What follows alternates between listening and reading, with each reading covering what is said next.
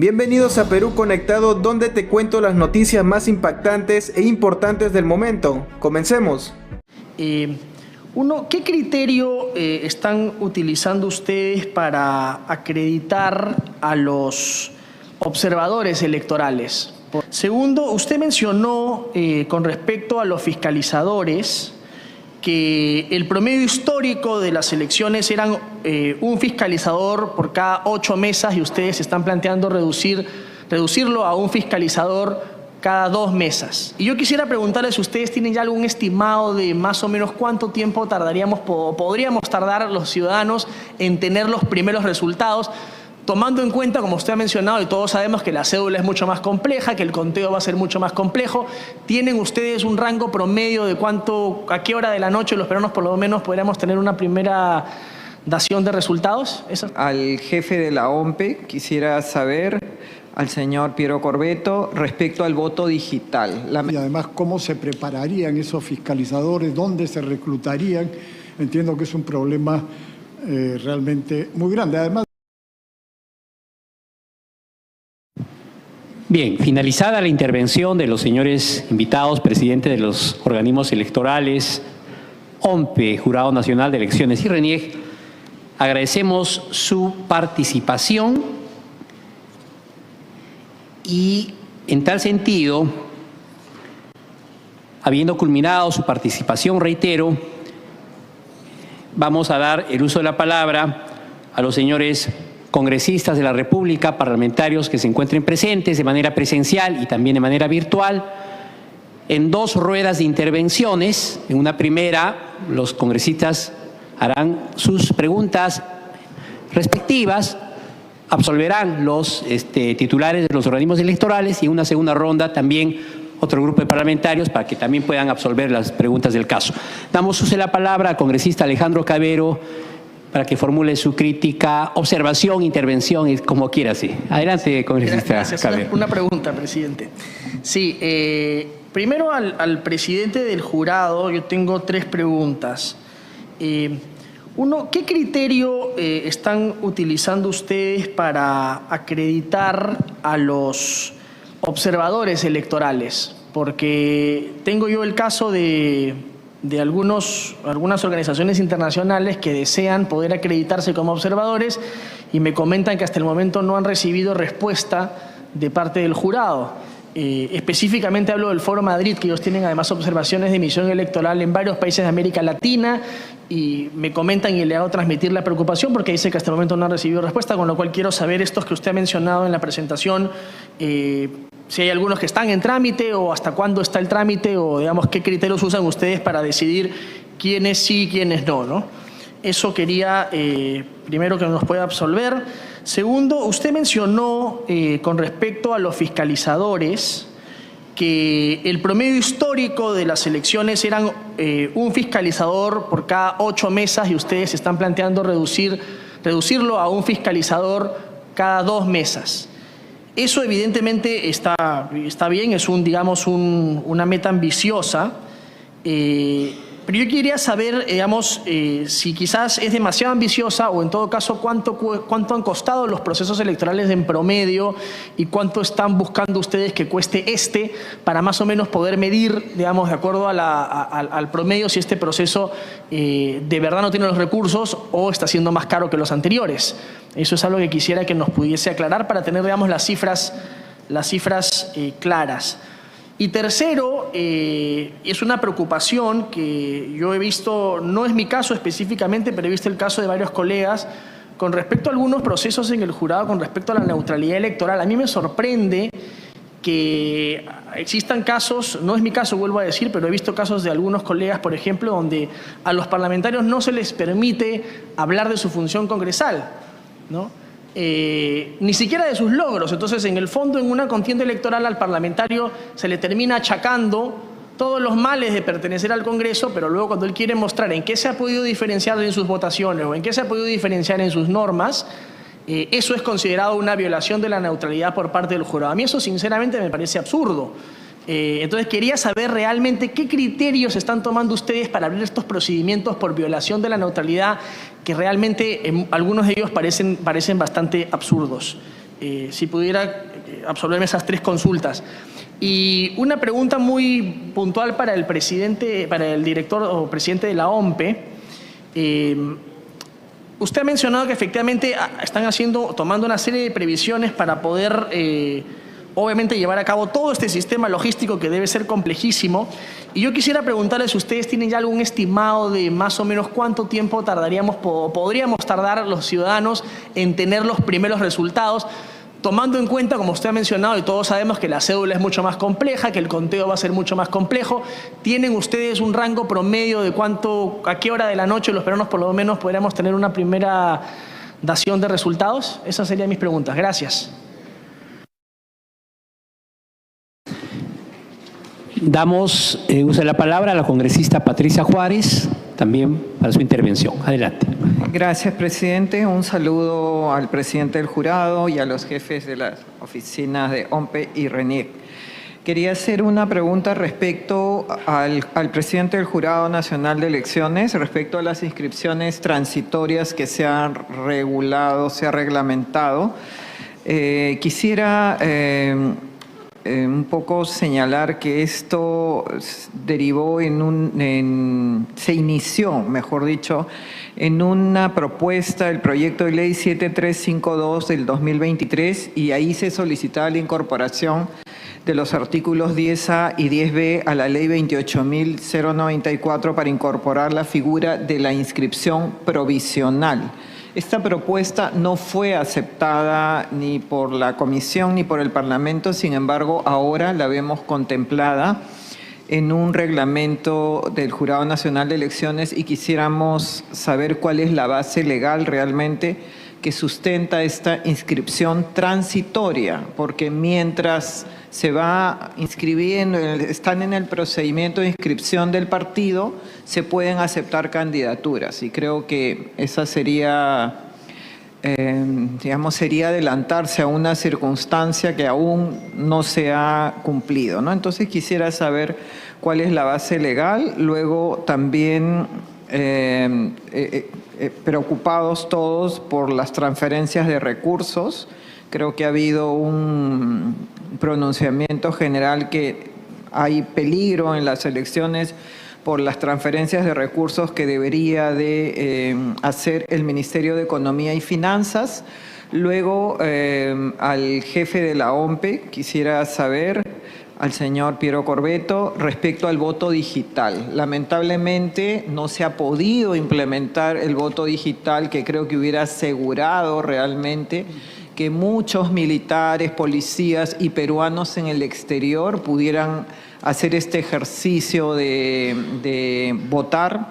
Sin embargo, no se ha podido hacer, y la pregunta es si es que se implementará para las elecciones regionales y municipales, si es que ya hay algún avance en la implementación de este proyecto. Y por último, hay alguna duda que está surgiendo en la opinión pública respecto a cómo se va a aplicar la valla del 5% para la elección del Senado. Algunos consideran, por lo menos yo creo que es el 5% de tantos senadores nacionales como senadores elegidos por distrito múltiple, pero creo que ahí se ha generado alguna duda y sería bueno disiparla en esta oportunidad para establecer cómo se calcularán realmente esta valla electoral. ¿Se calculará sobre los votos válidos de cada elección por separado o sobre la suma de ambos? Eso es todo, presidente. Gracias. Bien, congresista Juárez. Congresista Rospigliosi, tiene el uso de la palabra. Gracias, presidente. Yo tengo algunas dudas también. Al presidente del Jurado Nacional hubo una canción que sacó el Jurado Nacional que llamaba Un voto de esperanza, pero ahí había un estribillo que decía: no votes por costumbre ni por lo que suenan fuerte, y eso se repite constantemente en la canción. Entonces, la pregunta es, ¿eso no constituye una transgresión a la neutralidad política? Porque, como bien ha dicho Alejandro Cabero, hay son muy estrictos en ciertos temas respecto a los congresistas que candidatean a la reelección, pero en este caso es el propio jurado el que ha establecido una canción que, a juzgar por lo que dicen algunos analistas, podría ser una violación a la neutralidad política. En segundo lugar, me sumo a la pregunta que hacía la congresista Juárez respecto al voto digital. Ella le ha hecho la pregunta al jefe de la OMPE, pero yo le trasladaría también la pregunta al presidente del jurado, en el sentido de que fue el jurado, entiendo, el que anuló el voto digital que fue establecido por una ley del Congreso, y ahí pediría una explicación al respecto. Y por último, sobre los fiscalizadores, que también preguntaba el congresista Cabero. Entiendo que en la distribución de tareas de los organismos electorales es la OMPE la que organiza el proceso electoral, el jurado es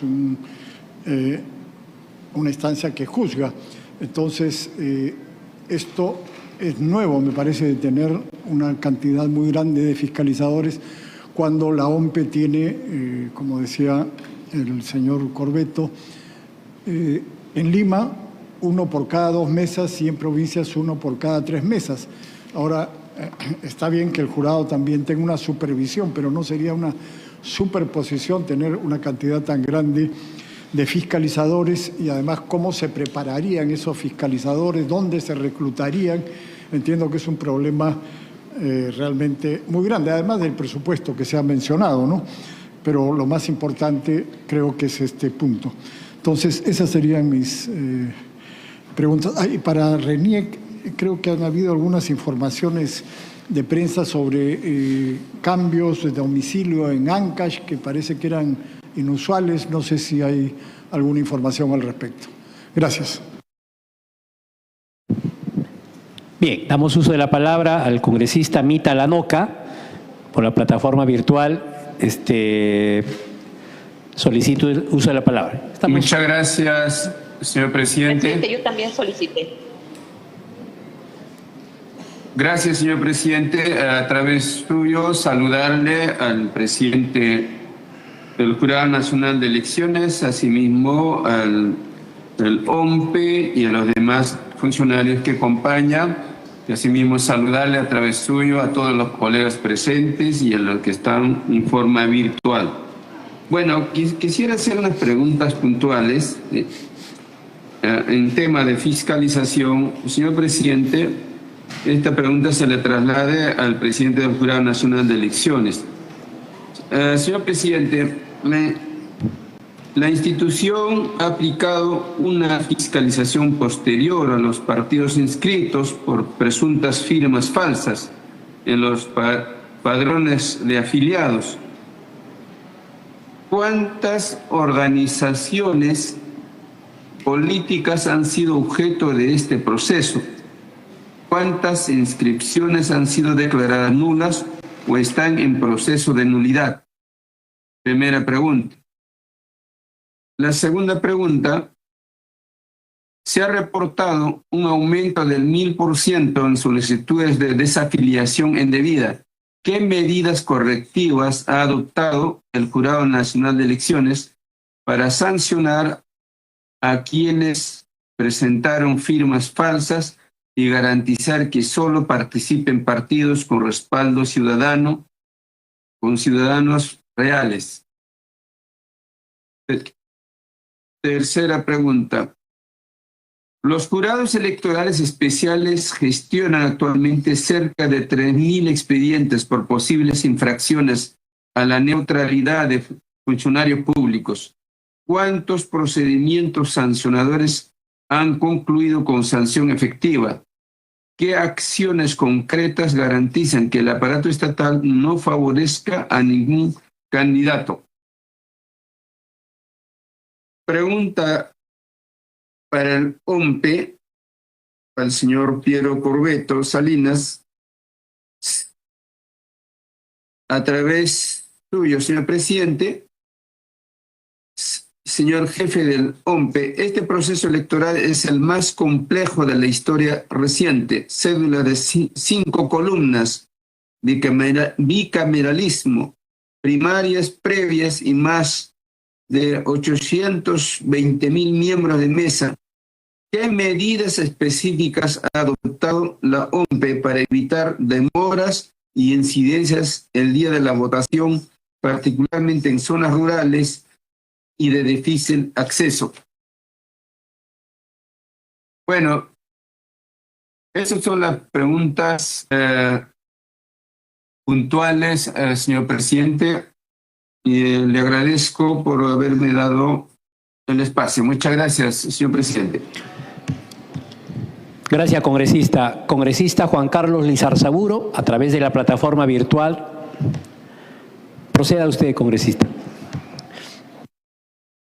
Buenos días, señor presidente. Mi saludo a todos. En la comisión no he pedido la palabra, simplemente a través del chat manifesté mi asistencia, pero dado que me lo está otorgando, voy a aprovechar para indicar de que es muy triste ver la cantidad de sentenciados y de personas sentenciadas en las listas de postulantes. No ha habido, tal parece, un buen filtro en las agrupaciones políticas para poder seleccionar personas sin antecedentes penales y policiales. Es muy lamentable que ahora la ciudadanía tenga que escoger con personas que tienen problemas de ese sentido. Nada más. Bien. Congresista Gladys Echaíz. Prosiga usted, congresista. Gracias, presidente. Presidente, de acuerdo con el artículo 178 de la Constitución, al Jurado Nacional de Elecciones se le determina un conjunto de competencias, pero también se establece que en materia electoral el Jurado Nacional de Elecciones tiene iniciativa en la formulación de leyes, o sea, en presentar proyectos al Congreso para que estos sean quienes expidan las leyes correspondientes. Sin embargo, en la sentencia 085-2026, fundamento 2.22, que resuelve el caso del candidato Vizcarra, que tenía una sanción de inhabilitación, el Jurado Nacional de Elecciones establece como norma, como ley con imperio, que esta imposibilidad de poder participar en los procesos electorales de quienes han sido sancionados por delitos de corrupción cese a los 10 años y que a partir de entonces quedan habilitados para tal fin, o sea, para poder candidatear. Se ha ignorado con esa decisión que uno de los valores que sostienen nuestro Estado de Derecho es precisamente el respeto a la Constitución, a las leyes y a los deberes que todo funcionario debe tener y observar respecto de su país, y a la transparencia y a la honestidad en el ejercicio de la función. Se ha ignorado las razones y fundamentos por los cuales se estableció esa inhabilitación y se ha permitido legislar en una sentencia para habilitar a los postulantes, y en este caso a uno con carácter de resolución erga omnes, que quienes sean sancionados por este tipo de delitos quedan habilitados. Y se basa en algunas sentencias de amparo de naturaleza individual, que están relacionadas o surten efectos solo interpartes. No tienen el carácter general ni vinculante, ni menos el de una sentencia casatoria o del Tribunal Constitucional que está referido para todo. Así es que a mí me gustaría que nos dijera el representante del Jurado Nacional de Elecciones cuál es el sustento de esa decisión y por qué se desoyó la opinión del representante del Ministerio Público, que en voto de minoría hacía notar todas las infracciones constitucionales que con ese voto se estaban haciendo. Gracias, presidente. Bien, señor congresista. Congresista López Ureña, adelante usted. Señor presidente, muchas gracias. Señor presidente, es preocupante y esperemos que el representante del Jurado Nacional de Elecciones absuelva las dudas que se han planteado respecto a neutralidad electoral. Ya lo dijo el presidente Rospigliosi, el tema de esa canción, más allá de que haya una opinión, claramente hay un sesgo respecto a lo que difunde quien administra justicia electoral. Entonces, eso no debemos pasarlo por alto. Además, en el artículo 177, ¿no?, de la Constitución refiere que el sistema electoral está conformado por el Jurado Nacional de Elecciones, la RENIEC y la OMPE. Yo quiero hacer la pregunta a los titulares acá presentes, porque lo ha referido el jefe de la OMPE, ¿quién se ha atribuido la titularidad del sistema electoral? Eso debe definirse, debe decirse claramente.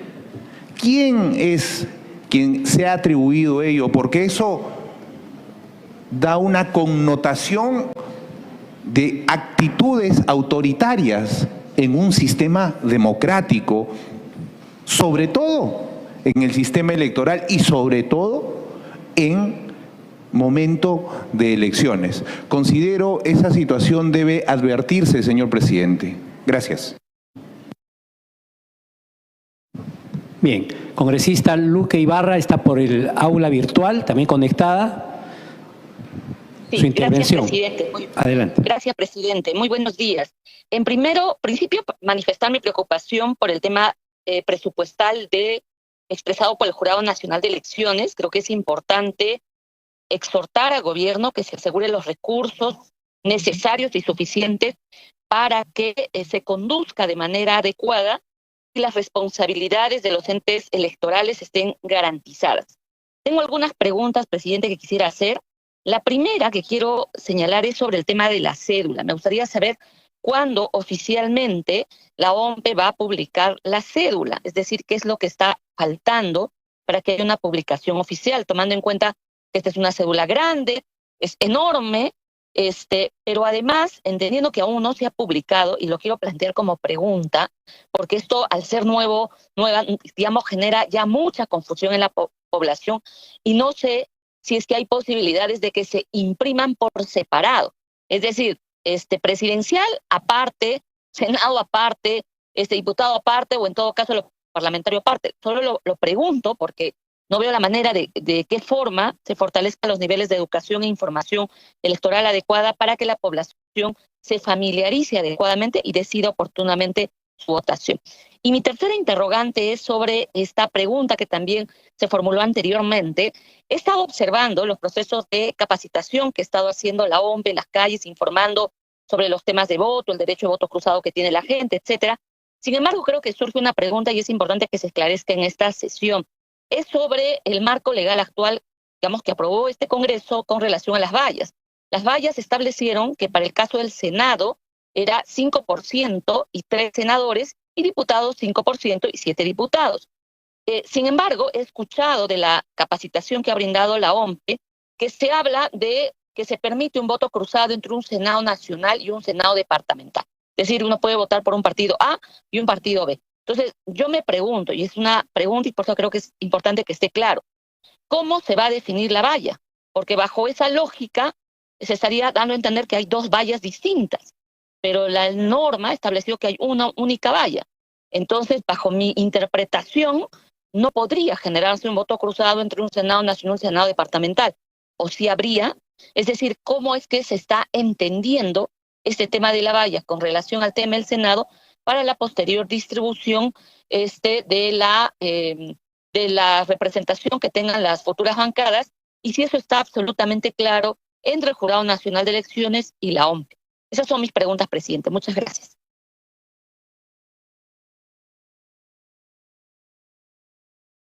Bien, ¿alguna participación en esta primera ronda de intervenciones, señores parlamentarios? Quiero hacer una, también, señores, a congresista Morante Figari. Adelante usted. Presidente, buenos días y buenos días con todos los colegas.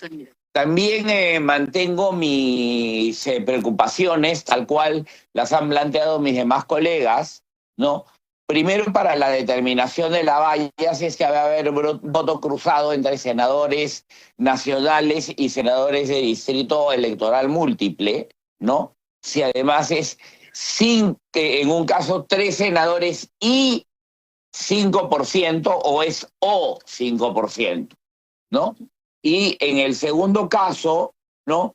¿Cómo se va a hacer cuando se trate de senadores que sean, por ejemplo, de una circunscripción electoral nacional y de una circunscripción electoral múltiple? Porque, por ejemplo, yo puedo votar por un senador de circunscripción nacional, ¿no? De un partido, y votar por un senador de circunscripción múltiple por otro partido. Y ahí se va a determinar un problema. En diputados no va a pasar tanto esto, pero la idea es si es que va a ser 7 diputados y 5% o 7 diputados o 5%, ¿no? Creo que esa disyunción del y puede generar más de un problema, ¿no? Entonces yo creo que ese tema podría aclararse, ¿no? Que si bien puede estar en la norma y todo lo demás, pero a nivel reglamentario también se podría tal vez dar una corrección al respecto, porque evidentemente va a poder generar más de un problema, señor presidente. Por otra parte, el tema de la neutralidad electoral. El congresista Cabero tiene mucha razón en lo que dice, en el sentido siguiente: se nos da con golpe a los congresistas, pero por ejemplo en mi caso yo he sacado algunas normas para lo que es mi región Loreto que han sido sumamente favorables para la región y que incluso están permitiendo el día de hoy que el costo del flete y el costo del transporte y la calidad y la cantidad de naves que se desplazan por los ríos, que como todos bien sabemos en nuestra región, el 95% de la carga y pasajeros se transporta por vía fluvial. Entonces, bajo el criterio que en teoría estarían aplicando, yo no podría hacer público el hecho de este acto que he realizado en el Congreso, que fue una iniciativa legislativa mía, que fue aprobada en el Congreso de la República. Y creo que de una u otra manera estaríamos en una situación ya no de un tema de falta de, digamos, de neutralidad, sino de estar, perdónenme el término, castrando a un candidato por un acto político que ha venido realizando durante su ejercicio de la función pública. Entonces, quisiera que por favor se pudieran aclarar estas cosas. Muchas gracias. Bien, ¿algún otro congresista en esta primera ronda de intervenciones? Si no existe alguna participación, señores presidentes y jefes de los organismos electorales, mi participación. Primero, genera preocupación, señores autoridades, lo que estamos viendo a partir de algunas candidaturas, que no vamos a decir los nombres, pero ya todos sabemos, respecto a las dádivas que se están presentando en la campaña electoral. Eso es grave. Existe una limitación para los parlamentarios que están yendo a la reelección con todo derecho, porque finalmente se dice, señor, que el pueblo elija, pero que el pueblo elija a todos, que todos participen en el proceso electoral. Probablemente aquel buen parlamentario será reelegido. Es un derecho constitucional el poder participar en el proceso electoral. Pero si no va a poder dar a conocer los logros, las leyes aprobadas, las gestiones que ha realizado como parlamentario, que muchas veces se dice por desconocimiento, esa no es tu función, es una función del alcalde. No, sí es una función del parlamentario hacer gestión y representación en favor de proyectos de inversión pública a nivel nacional. Es la regla general y lo dice la Constitución del Estado. Ahora, si por en medio hay otras situaciones irregulares, eso por supuesto no es válido, es ilegal, es un delito. Pero actuar de buena fe y dar a conocer a sus poblaciones, a sus electores, a sus regiones, eso genera preocupación, señor presidente del Jurado Nacional de Elecciones, si los fiscalizadores electorales están multando, sancionando. Entonces son logros que se ha obtenido en una gestión parlamentaria vigente. Entonces, ¿cuál va a ser la campaña? ¿También salir en camionetas con víveres, con regalitos? Digamos, como existen otros candidatos que están haciendo a nivel presidencial y congresal y de una misma tienda política. Entonces, eso, señor presidente, la verdad que creo que también tiene que darnos explicaciones el día de hoy. Y no sé si estoy equivocado, pero la exclusión por dádivas solo procede en primera instancia hasta el 26 de febrero. O sea, de repente por eso también hay partidos políticos algunos que están con esa situación de a diestra y siniestra, ¿no es cierto?, repartir dádivas en la campaña electoral. ¿No? Entonces, claro, como ya pasó el 26 de febrero, a que procede pues casos de reincidencia y demás, bueno, ¿qué criterio va a tomar el Jurado Nacional de Elecciones? Si estoy equivocado, me corrige al presidente del Jurado Nacional, pero decir, si esto vence el 26, entonces en marzo pues va a haber regalo de todo, ¿no? Y ya el plazo del 26, ¿no? Entonces, ¿cuál va a ser el criterio, ¿no es cierto?, para realmente excluir a esos candidatos? Debería ser hasta un día antes, ¿no es cierto?, de que está del proceso del 12 de abril, que sean excluidos, así como se excluyó a candidaturas el año 2016, ¿no? Entonces, no hay, y digamos,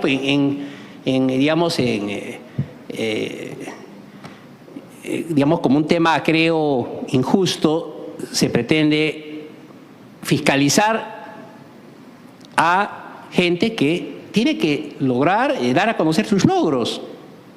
Y todos los demás candidatos también. O sea, acá no se pretende favorecer, por supuesto, a ningún reeleccionista, pero tiene todo el derecho del mundo. Y los candidatos nuevos también seguramente hacen su campaña con sus logros profesionales, como técnicos, como líderes comunales, etc. Uno. Dos, también genera preocupación, efectivamente, sobre todo para el señor presidente del Jurado Nacional de Elecciones, el tema que ya ha sido expuesto por los colegas de la valla electoral. Este 5% respecto del Senado, de la Cámara de Diputados, ya tenemos que tener las reglas claras. Los diferentes partidos políticos necesitan saber si es I, si es O, finalmente, cuál es el criterio de interpretación que va a existir, ¿no? La valla electoral es 7 diputados o 3 senadores y 3 senadores. ¿Cuál va a ser el criterio? Digamos, porque ya estamos casi un mes y medio de él y hay que tener las reglas claras, digamos, la interpretación que va a hacer el Jurado Nacional de Elecciones sobre la materia. Y en tercer lugar, aunarme también a lo que manifestó, señor presidente, la congresista de Chaís respecto a que se nos pueda explicar con más detalle, por supuesto sin invadir la autonomía que ustedes tienen como organismo electoral, pero acá estamos también ante un órgano de control político que es la Comisión de Constitución y el Parlamento Nacional. Pero de todas maneras queremos saber, ¿no?, con más detalle la inaplicación de la ley 32.000, me parece que es 117, respecto de los condenados por delitos de corrupción y el caso específico del señor Mario Vizcarra, ¿no? La ley 717, ¿no? Entonces, ahí se ha establecido solo por un criterio de conciencia que el impedimento para postular de condenados por corrupción y terrorismo será de 10 años desde que se cumpla la pena, ¿no? Entonces, hay una precisión adicional, una argumentación jurídica, porque si no, pues de nada sirve que el Parlamento dé leyes y que, digamos, después se interprete de una u otra manera, ¿no? Entonces, esos detalles, por favor, al señor presidente del Jurado Nacional de Elecciones. Culminamos esta primera ronda de intervenciones. Damos uso de la palabra al señor presidente del Jurado, señor jefe de la OMPE, señor jefe Renier, y después pasamos con una segunda y última también de participaciones. Adelante, el señor presidente, doctor Burneo. Muchas gracias, presidente Aragón, o vicepresidente Aragón. Gracias a las preguntas de los señores congresistas. Voy a tratar de responder a todas de la forma más precisa. Respecto de... Fueron 3 preguntas del señor congresista Cabero, una vinculada al tema de los observadores. Efectivamente, hay observadores internacionales, institucionales, que ya hemos indicado que ya están acreditados, OEA, Unión Europea y otros más, y tenemos 11 solicitudes de observadores internacionales también. En cuanto a España, solo tenemos una de la Clínica de Derechos Humanos de la Facultad de Derecho de la Universidad de Sevilla. El procedimiento de la solicitud, todas estas están en proceso. Son 15 días desde que se presenta y la presentación de cierta documentación, entre ellos la identificación de los observadores que van a venir, una lista detallada, pero en el caso específico que indica habría que, no tengo la información, en todo caso con cargo a verlo, pero a todos los estamos procesando y todos están en ese proceso de acreditación.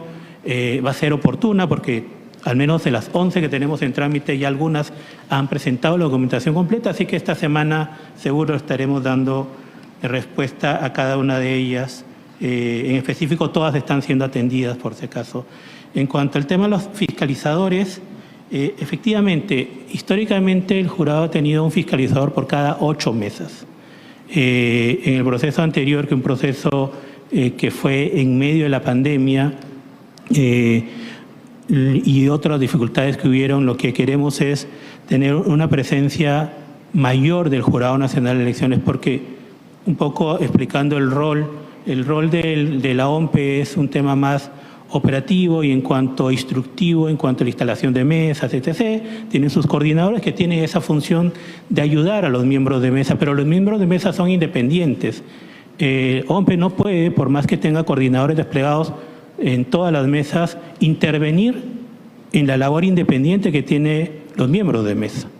Pero el jurado sí tiene la facultad de fiscalizar no solamente el trabajo de todos los miembros del sistema electoral, inclusive lo que se realiza en mesa. Nosotros no vamos a direccionar ese trabajo, pues sí vamos a verificar que se cumplan las normas y la legalidad del proceso. Es por eso el gran despliegue que queremos, y eso va a evitar o minimizar los riesgos.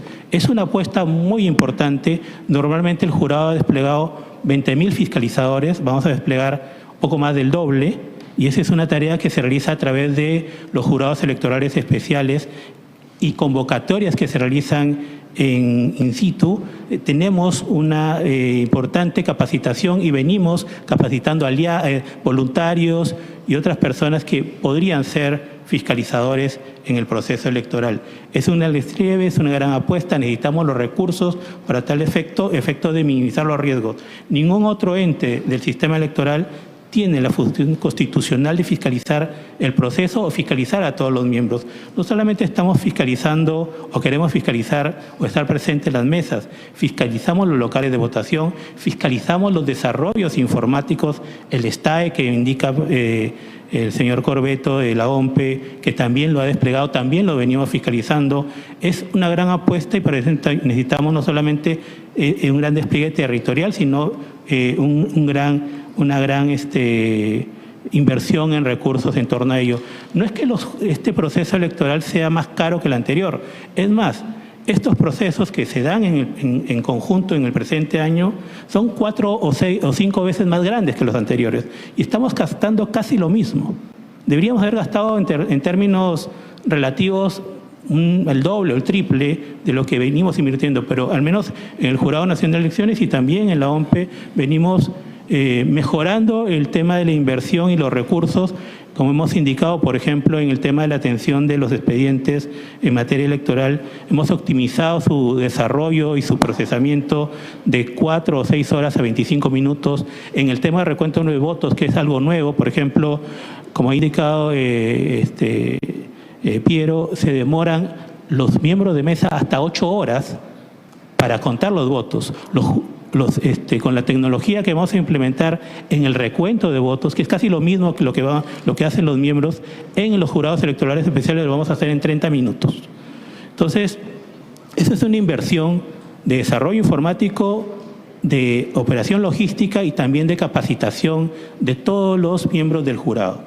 En cuanto al tema de neutralidad, primeramente hay que indicar que el jurado no pone las normas, eso está en la Constitución. Nosotros venimos como pleno del jurado estableciendo criterios a efecto de justamente modular algunos criterios que han venido siendo implementados por los fiscalizadores.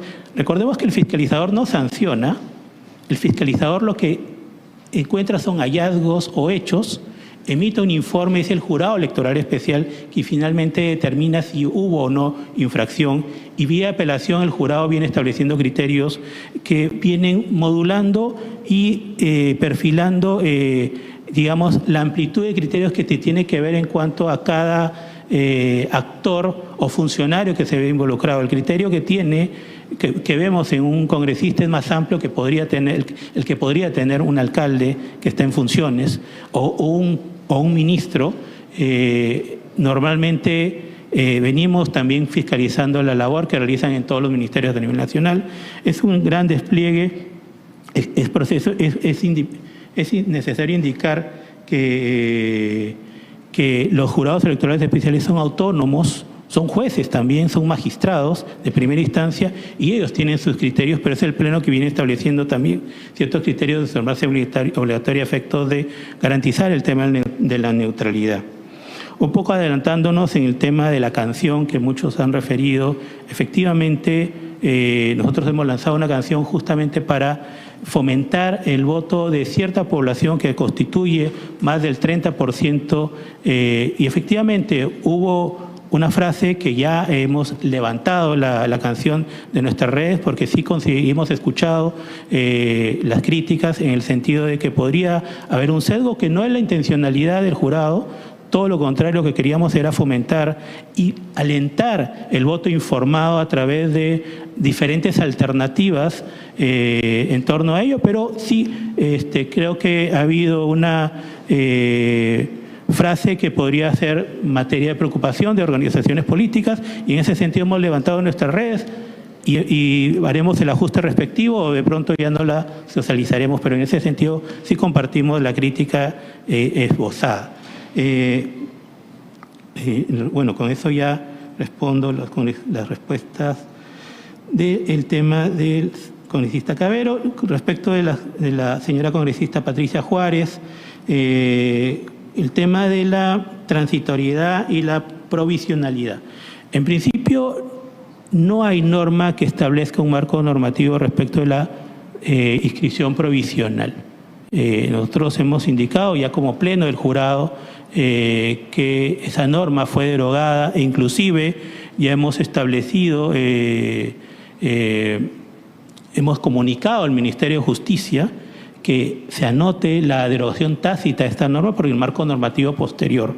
En ese sentido, lo que hemos establecido, incluso algunas organizaciones que estaban en proceso de inscripción, que no pueden participar si su inscripción ha concluido posterior a la fecha de convocatoria de elecciones. Estamos hablando de elecciones generales 12 de abril y elecciones subnacionales 7 de enero. Por ejemplo, en elecciones subnacionales hasta el 7 de enero se han inscrito 150 organizaciones políticas. El tema que aduce, que no me voy a pronunciar de fondo porque es materia de apelación, inclusive ahorita en el Pleno, respecto de la inscripción transitoria, que ha sido realizada por la Dirección Nacional de Registro de Organizaciones Políticas.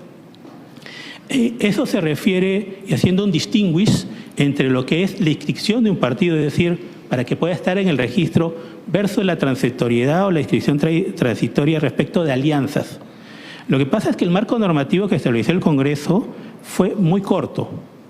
en un mes se tenía que inscribir alianzas. Se presentaron 25 alianzas. Y el proceso, no obstante que fue más corta, los plazos eran los mismos para cuestionar, tachar, para inscribirse. O sea, no llegaba ninguna alianza, solamente creo que 2 llegaron a inscribirse en el tiempo correspondiente a inscribirse. Entonces, por un principio de participación, inscribir transitoriamente, esa es una decisión autónoma de la Dirección de Registro de Organización Política. No estoy diciendo que lo comparto, pero estoy haciendo el distinguish entre lo que es la provisionalidad, que es inscribirse en el registro para participar, y otra cosa, que organizaciones políticas que ya están inscritas y ya están participando puedan hacerlo vía alianza. Porque incluso hay tachadores profesionales que ya los hemos identificado y denunciado. Por primera vez en el Jurado Nacional de Elecciones, que hemos logrado que el Ministerio Público pueda abrirle un proceso a estas personas. Entonces, es una lucha entre la tramitología, los tachadores profesionales y el corto plazo que nos dio la norma del legislador.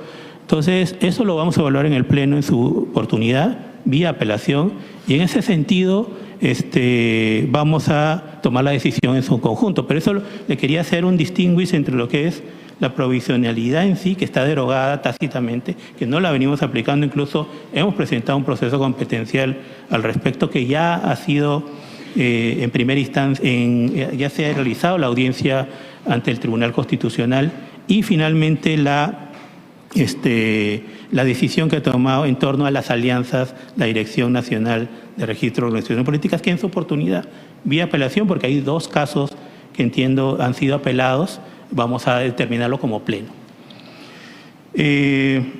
Respecto de las preguntas del señor congresista Fernando Rospigliosi sobre la canción y el estribillo, ya he adelantado el comentario, que lo compartimos, lo hemos levantado, vamos a hacer los ajustes, pero en todo caso el sentido, la intencionalidad de buscar el fomentar más el voto informado a través de diferentes estrategias comunicacionales es esa.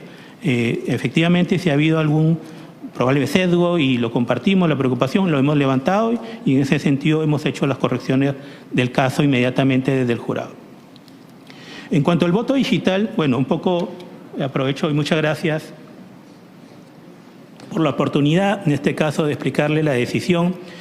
Como compartimos en alguna oportunidad, la OMPE el 15 de abril, si no me equivoco, fue el 16 que nos presentó el software para la implementación del voto digital. Este software no estaba terminado en esa fecha, no obstante que la idea de auditar o fiscalizar un software es un software terminado, porque si te lo cambia posteriormente ya es otro software, basta un ajuste y ya estamos hablando de otro. Entendemos y saludamos y felicitamos el gran esfuerzo que tuvo la OMPE, porque esta norma nació en marzo del año pasado. Normalmente en la experiencia comparada, un software de esa naturaleza se desarrolla en 5 años, de lo que tenemos conocimiento, y en algunos casos han sido procesos de 20 años para llegar a la conclusión de que se aplique o no se aplique. En Estonia se aplica, y se aplica durante una semana, y es porque confían mucho en su sistema electoral, pero eso les ha costado mucho trabajo. En otros países como Alemania lo han proscrito. Así que podemos explorar muchas experiencias comparadas en torno al voto digital. Aquí hemos tenido muy poco tiempo, no solamente para el desarrollo, sino para la auditoría. Nosotros lo hemos hecho en 2 meses. Normalmente una auditoría de este tipo se realiza en 6 meses. Lo hemos hecho y hemos visto que aún no estaba terminado, que tenía algunos retos muy importantes en cuanto a ciberseguridad. Por ejemplo, en algunas oportunidades el software destruía el DNI de uno de nuestros fiscalizadores. Nadie entendía por qué. Había muchos temas en cuanto al encriptamiento y una serie de cuestiones que han sido materia de un informe, y también ya en detalle se lo hemos comunicado a la OMPE, el informe largo, porque lo que hemos socializado por temas de protección de datos, porque había mucha información sensible, es un informe corto y un informe largo que sí lo tiene en su poder la OMPE, y que eventualmente lo podríamos compartir con el Congreso considerando la confidencialidad que tienen esos datos, porque son muy sensibles. Estamos hablando de un desarrollo de un software que tiene que tener todos los candados. Ahora, es una falacia que se pone en riesgo el voto extranjero, para poner en contexto, solamente del 1,5 millones que hay de peruanos en el extranjero con DNI, por ahí las cifras me las precisará Carmen, más o menos 50.000 tenían un DNI electrónico. De esos, algunos tenían actualizado su certificado digital, porque necesitas el certificado digital actualizado. No sabemos cuántos se sabían su clave, porque también necesitaban la clave.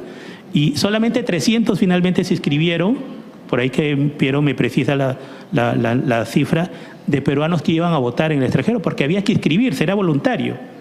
De los peruanos en el extranjero, de todo ese universo que tenían DNI electrónico, solamente 300 se inscribieron finalmente. Por lo tanto, no es que esté limitado su derecho, sino todo lo contrario, está garantizado por el sistema electoral. Hay un gran despliegue, como lo ha presentado la OMPE, de mesas a través de los consulados a nivel mundial, 211 locales, más de 2.000 mesas de sufragio a nivel mundial.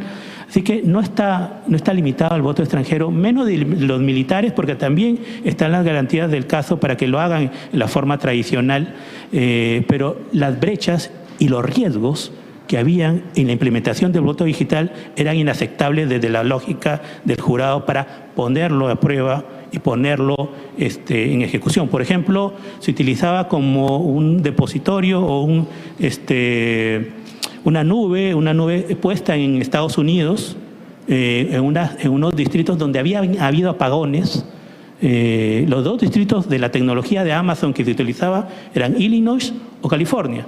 En California habían habido apagones de 6 horas. Imagínense que suceda eso en un proceso electoral. 6 horas sin voto digital se trae abajo el proceso electoral. Esos riesgos el jurado al menos no estaba dispuesto a que se realicen.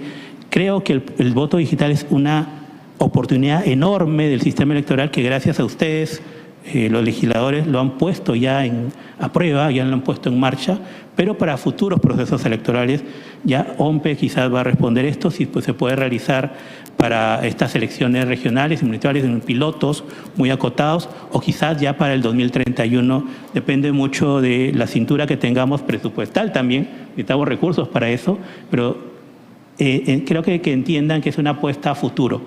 No es que esté limitado ningún derecho de sufragio de ninguno de los actores, sino todo lo contrario, por el sistema electoral está garantizado que todos puedan votar de la manera tradicional, pero el voto digital prestaba, al menos de la lógica del jurado, muchas oportunidades de mejora que felicitamos nuevamente el gran trabajo que hizo OMPE de algo nuevo en el Perú, de algo que no habíamos tenido experiencia y que lo hizo muy bien además.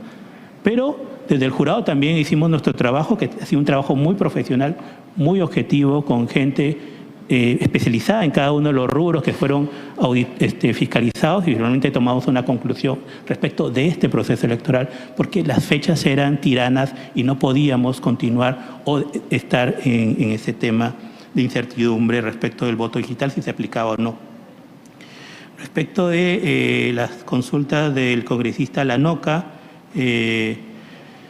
¿cuántas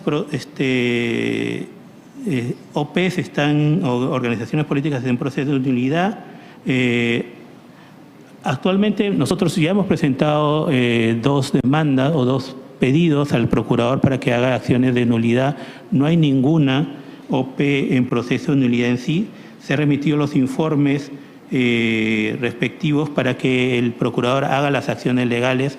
Normalmente el proceso de inscripción pasa por una depuración previa de no conformidades o no validaciones de firmas de los bolsones de firmas que presenta cada organización política. Estas, antes de su inscripción, son puestas en conocimiento del procurador para las denuncias respectivas, pero ya inscritas, la mayoría de firmas ya están validadas. Hemos encontrado pocas firmas de inscripciones de OPs inscritas que han sido falsificadas, pero igual estas las hemos puesto al procurador porque ya en muchos de esos casos ya habían pasado la posibilidad de la nulidad de oficio y en ese sentido seguimos trabajando en ese proceso. En cuanto a las medidas correctivas que han optado para la presentación de firmas falsas, efectivamente, como hemos indicado, hemos mejorado los procesos por un lado, iniciado procesos de de nulidad de oficio en muchos casos. Hemos presentado un proyecto de ley para mejorar el marco normativo, el proyecto de ley 11.077, para fortalecer la labor de fiscalización. También hemos puesto a disposición la alerta de afiliación electoral para que aquellos que quieran ser advertidos puedan inscribirse.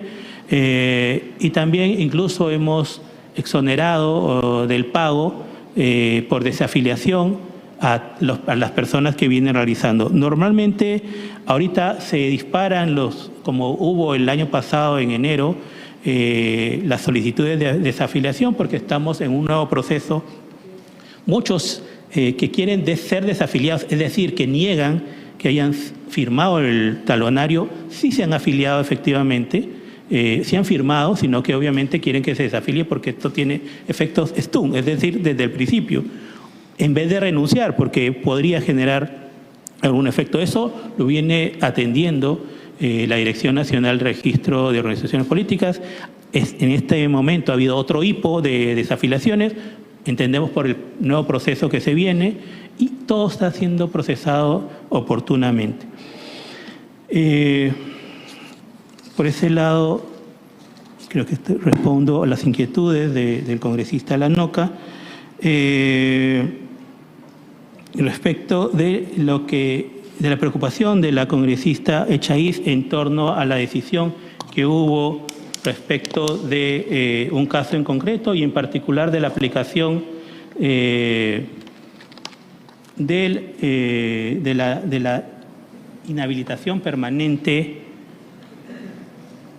Voy a indicar, en el año 2019 se estableció dos normas respecto de la inhabilitación permanente para casos de delitos de corrupción de funcionarios, de peculado, que finalmente el Tribunal Constitucional, frente a una demanda de inconstitucionalidad, no la declaró inconstitucional, por lo tanto se mantenía vigente esa norma, y respecto de delitos de terrorismo y apología al terrorismo, lo declaró inconstitucional.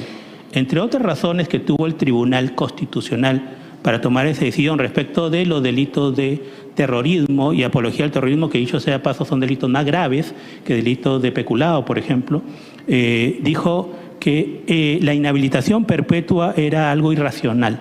Segundo, que iba en contra de las normas internacionales, es decir, el derecho convencional, que el Perú también es parte, en el sentido que no podía haber una inhabilitación perpetua porque afectaba el derecho de participación, en este caso pasiva, es el derecho a ser elegido.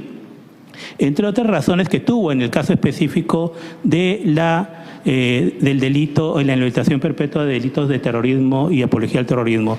Luego de esta decisión se sucedieron hasta 7 acciones de amparo en casos específicos donde exhortaba al Jurado Nacional de Elecciones respecto de la inhabilitación perpetua de delitos de peculado y corrupción de funcionarios, entre otros, de que inapliquemos esa norma, incluso con amenaza de ser denunciados penalmente por no atender los mandatos del Tribunal Constitucional. Frente a una norma vigente, frente a los mandatos del Tribunal Constitucional que son vinculantes respecto del jurado, no de todas las partes, sino respecto del jurado, teníamos que tomar una decisión.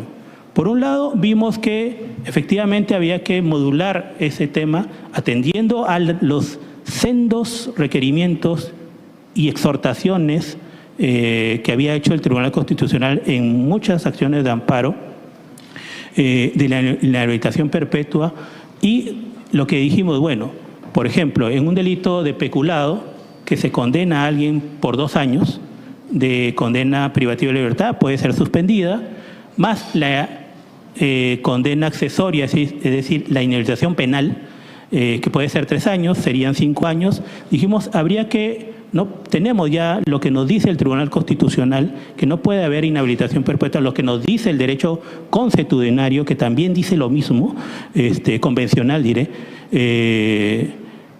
Dijimos, bueno, hay que poner un punto medio y luego presentar un proyecto de ley, que lo hicimos además, porque es el legislador el que tiene que precisar esa parte y había que tomar una decisión. El caso concreto, dijimos, bueno, está la condena penal, la inhabilitación penal, establezcamos un máximo de 10 años adicionales por idoneidad en materia electoral. Entonces, una persona que, por ejemplo, ha sido condenada a 2 años por un delito de esa naturaleza, más la inhabilitación penal, 3 años, serían 5, está inhabilitado 10 años más, serían 15. Pero no solamente eso, porque nosotros no establecemos si esa persona ha sido rehabilitado. Tiene que ir al Poder Judicial a solicitar su rehabilitación, que es un trámite que se hace ante el juzgado que lo condenó. Pero no solamente eso, tiene que pagar la reparación civil. Todos esos criterios no estaban en la norma que hace referencia, pero eso los hemos establecido en el marco de la aplicación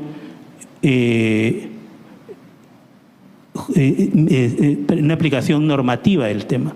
Y también hemos presentado un proyecto de ley, porque no solamente está en la limitación perpetua a que hace referencia, está la Constitución.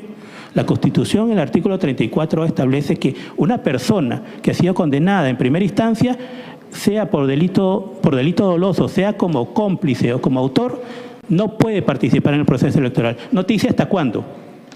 Quiere decir que la Constitución establece una inhabilitación perpetua.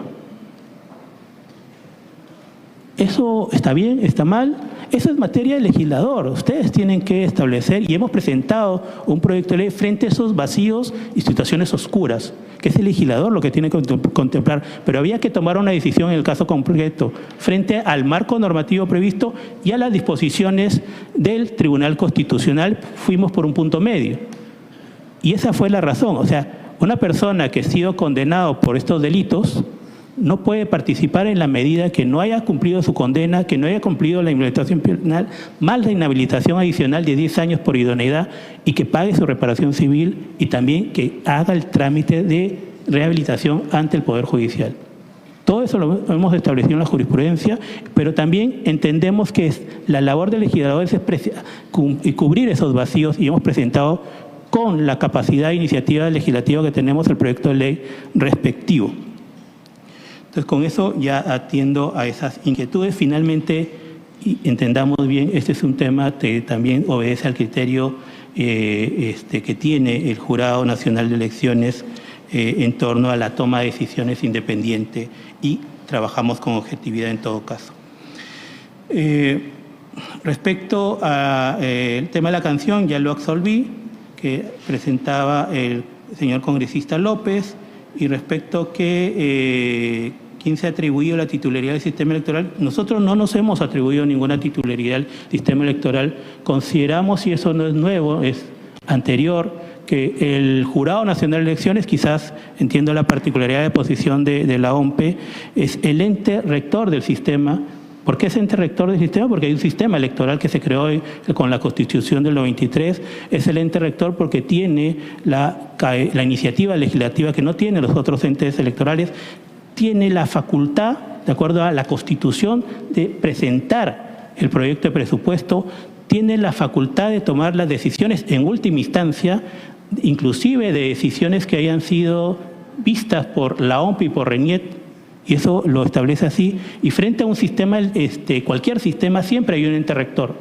Ya lo ha indicado el mismo Piero, que ha sido ya materia de una precisión normativa de un proyecto de ley que está en marcha, pero fuera de ello consideramos que el ente rector y el que tiene finalmente las decisiones finales en materia así debe ser en un sistema, es el Jurado Nacional de Elecciones, guste o no. Entonces es el Jurado Nacional de Elecciones, no de ahorita, sino de la Constitución del 93, el ente rector y esa es la posición particular mía y también del Jurado Nacional de Elecciones en su conjunto. Respecto de la valla electoral, creo que aquí sí hay que hacer una precisión.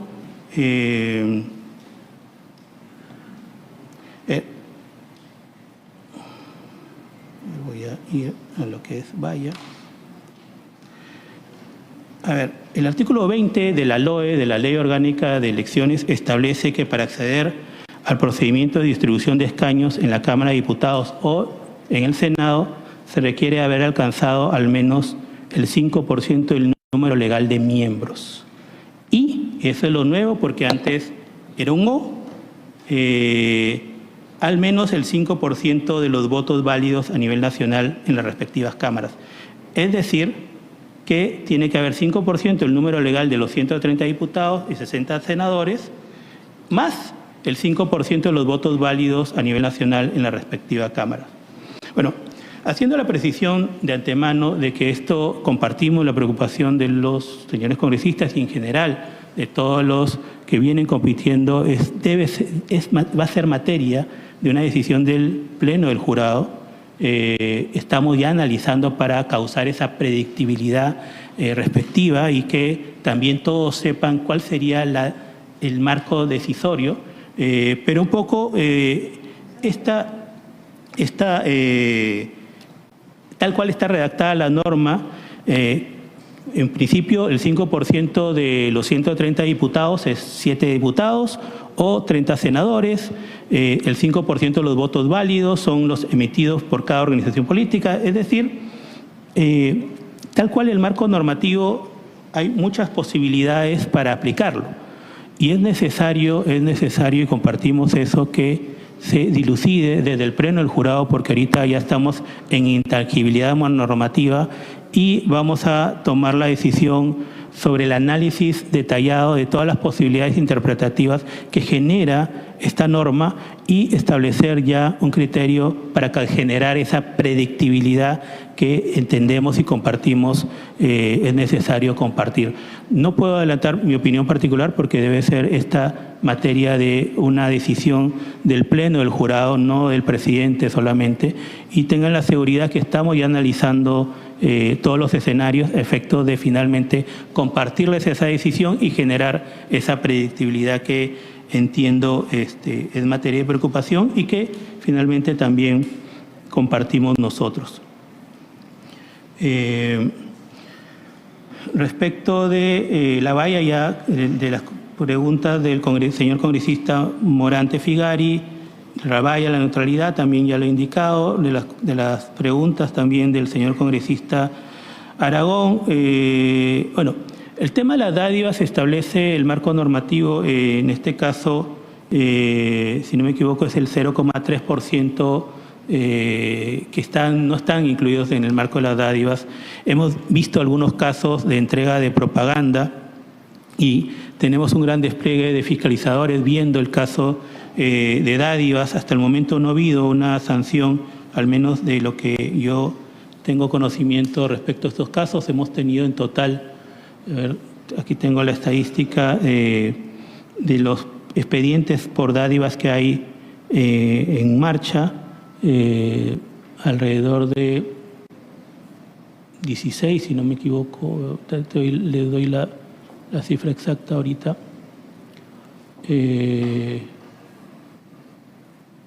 Son 16 casos en elecciones generales de dádivas. Ninguno de ellos hasta el momento ha generado una sanción en concreto. El caso específico que entiendo está haciendo alusión es un caso que también fue fiscalizado en materia de un informe porque lo que se había repartido no era leche, eran propaganda, calendarios, tasas que no superaban el monto adicional. Y eso lo ha establecido nuestro área de fiscalización. Nosotros venimos trabajando fuertemente en torno a todas las acciones de fiscalización respectivas y en cuanto al tema de, creo que también nos han hecho alusión a el tema de la congresista Chayí, ya lo respondí, el tema de la valla también, el voto digital. Creo que con eso he tratado de responder a todas las preguntas. Espero que no haya quedado ninguna en el tintero. Muchas gracias. Bueno amigos, eso fue todo. No olviden suscribirse al canal y compartir el video. Hasta pronto.